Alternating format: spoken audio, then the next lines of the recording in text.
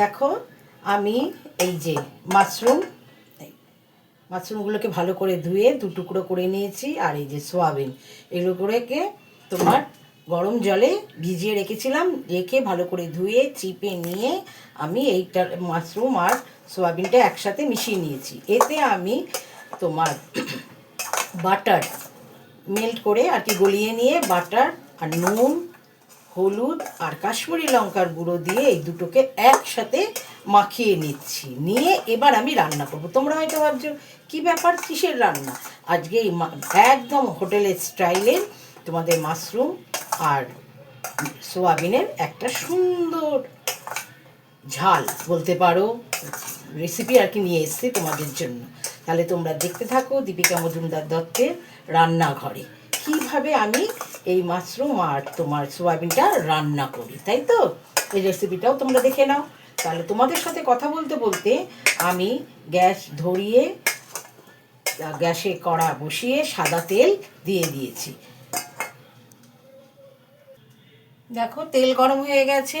তেলে আমি কি দিচ্ছি, তেলে আমি একটা তেজপাতা ছিঁড়ে দিয়ে দিলাম, একটা শুকনো লঙ্কা ছিঁড়ে দিয়ে দিলাম, আর খানিকটা তোমার দারচিনি, ছোটো এলাচ আর লবঙ্গ দিয়েছি।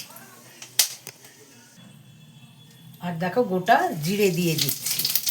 এইবার আমি এতে তোমার টমেটো কুচানো দিয়ে দিই।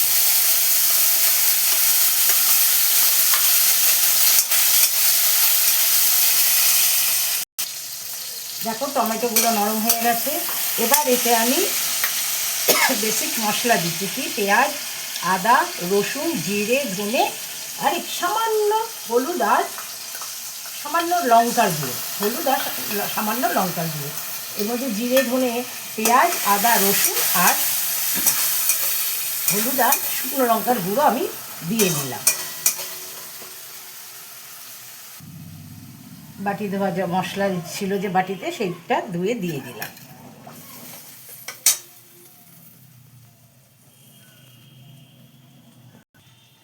এবার আন্দাজ মতো নুন, কেন আমি ওতেও নুন দিয়েছি, এটাতে একটু কম করে দিলাম, লাগলে পরে দেখা যাবে। আন্দাজ মতো নুন দিয়ে দিয়েছি। এবার মশলাটা কষতে থাকি। দেখো মশলাটা তেল ছেড়ে গেছে। এইবার আমি এতে এই যে তোমার মাশরুম আর সোয়াবিনটা দিয়ে দিই।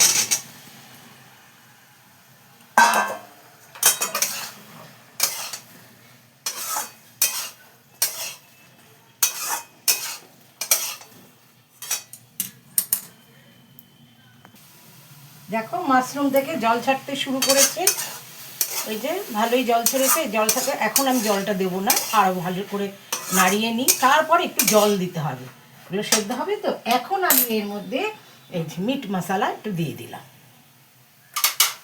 সামান্য মিট মশলা দিয়ে দিয়েছি।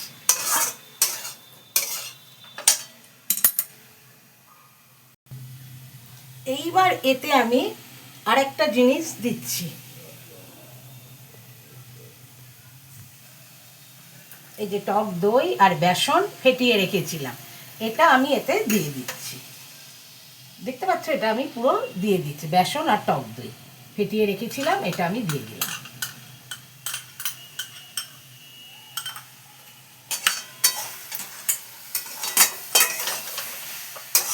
এটাতে বেশ ভালো গ্রেভিও আসবে, ভালোও লাগবে খেতে। এটা আমি দিয়ে দিচ্ছি। দেখো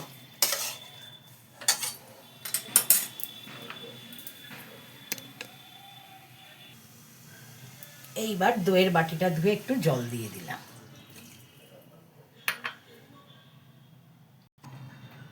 এইবার এতে আমি সামান্য উষ্ণ গরম জল দিয়ে দিচ্ছি, এটা সেদ্ধ হবে তো, এর জন্য একটু উষ্ণ গরম জল দিয়ে দিলাম।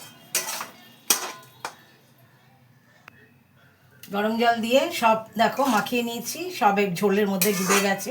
এটা সেদ্ধ হোক। এবার আমি এটা থালা দিয়ে একটা চাপা দিয়ে দিচ্ছি। দেখো এটা হয়ে গেছে। সামান্য নামে মাত্র গুড়ের গুঁড়ো দিয়ে দিচ্ছি, সামান্য, কারণ এটা মিষ্টি হবে না, জাস্ট ব্যালেন্স রাখার জন্য। কারণ লেবু দই পড়েছে, টমেটো পড়েছে, ব্যালেন্স রাখার জন্য। আর নুন চিনি তো ভাই বোন দিতেই হয় বলো, তাই এটা দিয়ে নিলাম। এই যে এটা হয়ে গেছে। এইবার এতে আমি কি দেবো দেখো, এই যে কাসারি মেথি দিয়ে দিচ্ছি, আর দিচ্ছি তোমার শাহি গরম মশলা। ব্যাস, আমার কিন্তু রান্না কমপ্লিট। এটা রান্না করতে এমন কোনো ঝামেলা নেই বা সময়ও লাগে না।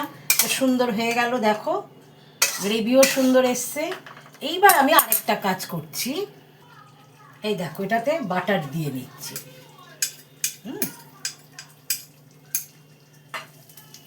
বেশ খানিকটা বাটার দিয়ে নিলাম।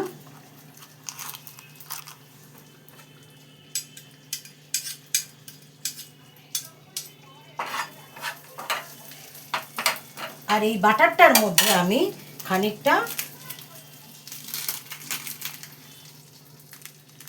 লাল কাশ্মীরি লঙ্কার গুঁড়ো দিয়ে নিলাম।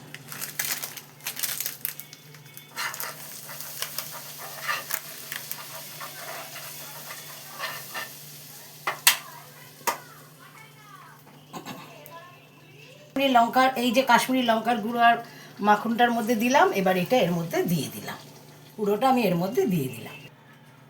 আর খানিকটা ধনে পাতা ছিটিয়ে দিলাম। আমার রান্না কিন্তু কমপ্লিট। খানিকটা ধনে পাতা ছিটিয়ে দিলাম আর কি ছড়িয়ে দিলাম তরকারিটার মধ্যে। ব্যাস, এইবার আমার রান্না পুরো কমপ্লিট। তোমাদের বাটিতে নিয়ে দেখাচ্ছি, একদম হয়ে গেছে। এই দেখো, তাহলে আমার মাশরুম আর সয়াবিন দিয়ে একটা রেস্টুরেন্ট স্টাইলের রান্না হয়ে গেল। তোমরা এই রেসিপিটা পেয়ে গেলে, তোমরা এভাবে করে খেয়ে আমাকে লাইক আর কমেন্টস দিতে ভুলো না। তাছাড়া তোমাদের সাথে যাদের যোগাযোগ আছে তাদেরকেও আমার এই রান্নাটা শেয়ার করে দিও। তাহলে আমি রাখি, বাই, টেক কেয়ার।